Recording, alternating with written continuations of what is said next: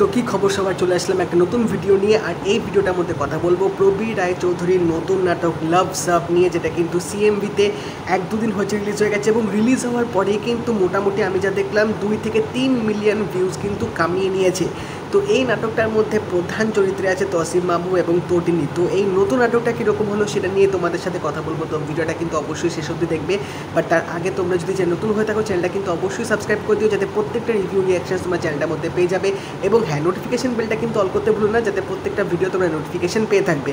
তো প্রবীর রায়চৌধুরীর নাটকে কিন্তু রোম্যান্টিসিজম ব্যাপার বা ইমোশনসগুলো কিন্তু তিনি দারুণভাবে পোর্ট্রে কিন্তু করতে পারে, যার জন্য এই ডিরেক্টরের যখনই কোনো কন্টেন্ট আসে সেটা কিন্তু আমি দেখার জন্য রীতিমতো মুখিয়ে থাকি। এবং এই নাটকের নামটা এতটা ইউনিক যে আমি ভাবলাম যে হয়তো একটা অন্য কিছু আমরা দেখতে পেতে চলেছি, একটা মানে অন্যরকম লাভ স্টোরি হয়তো আমরা দেখতে পাবো, হয়তো মানে পূরণ না, হয়তো না পাওয়া চাওয়া, না পাওয়া ভালোবাসা, এরকম হয়তো কিছু আমরা দেখতে পেতে চলেছি।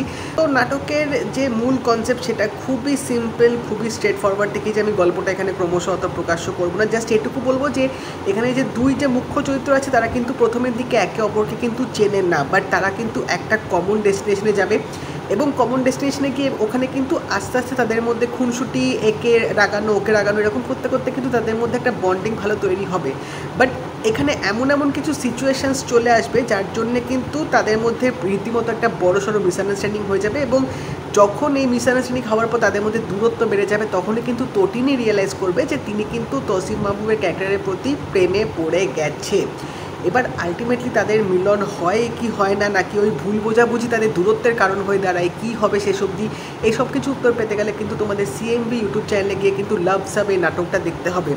নাটকটা মোটামুটি 1 ঘন্টা 17 মিনিটের মতো, বাট টু বি অনেস্ট নাটকটা লাস্ট 20 থেকে 30 মিনিটই কিন্তু দেখার মতো করেছে। কারণ ফার্স্টে যে নাটকটা যে মানে তাদের ইনিশিয়াল যেভাবে তাদের ইন্ট্রোডাকশন হচ্ছে বা তাদের যে দেখা সাক্ষাৎ হচ্ছে এবং একটা যে কমন ওই জায়গা থেকে তাদের মধ্যে যে খুনসুটি অনেক কিছু হচ্ছে, সেগুলো মানে একটু বেশি গেজিয়েছে, সেগুলো অতটা এক্সটেন্ড না করলেও পারতো। বাট হ্যাঁ, যখন ওই মেন পয়েন্টটা আসবে, যখন মানে তাদের ওই মিসআন্ডারস্ট্যান্ডিং বা ওই ভুল বোঝাবুঝি, একে অপরের প্রতি যে ফিলিংস যে গ্রো করা, বোঝা, সেই জিনিসগুলো যখন নাটকটার মধ্যে আসবে তখন কিন্তু নাটকটা বেশ ইন্টারেস্টিং লাগবে এবং তখনই কিন্তু তোমাদের দেখতে মোটামুটি ভালো লাগবে। এবং ওইটুকু জায়গায় যে ইমোশনাল যেটুকু দেখানোর চেষ্টা করেছে সেটা কিন্তু মোটামুটি আমার খারাপ লাগেনি। এবং তটিনী লাস্টের দিকে যে মানে মুভমেন্টটা যখন তিনি রিয়েলাইজ করবে, তার কিন্তু ওই টাইমে কিন্তু আমার বেশ ভালো লেগেছে। বাট যে জিনিসটা সবচেয়ে বেশি কম ছিল, যেটা সবচেয়ে বেশি দেখানো উচিত ছিল, সেটা হচ্ছে ইমোশনসটা। মানে এই দুটো ক্যারেক্টারের মধ্যে যে মানে ক্ল্যাশ হচ্ছে, যে ভুল বোঝাবুঝি হচ্ছে, যে একে অপরের প্রতি যে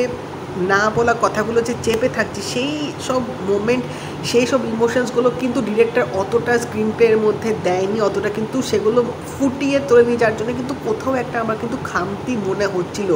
যেহেতু নাটকটার মধ্যে মানে লাভ ব্যাপারটা কম দেখিয়েছে, মানে রোম্যান্টিসিজম ব্যাপারটা কম দেখিয়েছে, তো সেটা ঠিক আছে। বাট যে জিনিসটা মেন তিনি দেখানোর চেষ্টা করছে ইমোশনটা, সেটাই কিন্তু লাস্টের ওই 20-30 মিনিটের মতো দেখিয়েছে, যেটা ঠিক সেইভাবে কিন্তু ফুটিয়ে তুলতে পারেনি বা অডিয়েন্সটা কিন্তু সেই মতো কানেক্ট করতে পারবে না। বাট হ্যাঁ, এখানে দুজনের অভিনয় কিন্তু সত্যি বেশ আমার লেগেছে। এখানে বাকি যে কয়েকটা বাংলাদেশি নতুন নায়িকাদের আমি দেখতে পেলাম, তাদের এক কথায় সিরিয়াসলি দুর্দান্ত দেখতে, এক কথায় চরম দেখতে। আমার মনে হয় আমি তাদের কাজ আগে দেখিনি, ফার্স্ট টাইম তাদেরকে আমি দেখছি। তো এই 3টে এখানে মেয়ে দেখিয়েছে, সিরিয়াসলি বলছি এক কথায় দুর্দান্ত লাগছিল দেখতে। ইমোশনটা কিন্তু নাটকটার মধ্যে আমার একটু হলেও কম লেগেছে, বাট নেভারদিলেস রান টাইমটা যথেষ্ট বেশি ছিল, সেটা কিন্তু ইজিলি কম করা যেতে পারতো। মানে 1 ঘন্টা 17 মিনিট থেকে সিরিয়াসলি যদি 1 ঘন্টার মধ্যে নাটকটা র্যাপ আপ করে দিত, তাহলে হয়তো সেই মানে মাঝে মধ্যে দেখেছে বোরডাম ব্যাপারটা লাগছিল, সেটা কিন্তু ফিল হতো না। বাট প্রবীর রায়চৌধুরীর নাটক বা কন্টেন্ট যেরকম আমরা বুঝি, যেরকম একটা এক্সপেকটেশন থাকে, সেটা এই নাটকটা মোটামুটি ফুলফিল করতে পেরেছে, এটুকুই বলবো। তো তোমরা যদি লাভ সাব নাটকটা দেখে থাকো, আমি জানো তোমাদের কেমন লাগলো। এবং যদি এই ভিডিওটা ভালো লাগে থাকে লাইক করে দিও, শেয়ার করে দিও, চ্যানেলটা কিন্তু অবশ্যই সাবস্ক্রাইব করে দেবে, নোটিফিকেশন বেলটাও কিন্তু অল করে দিও। তো দেখা হবে পরের ভিডিওতে, বাই।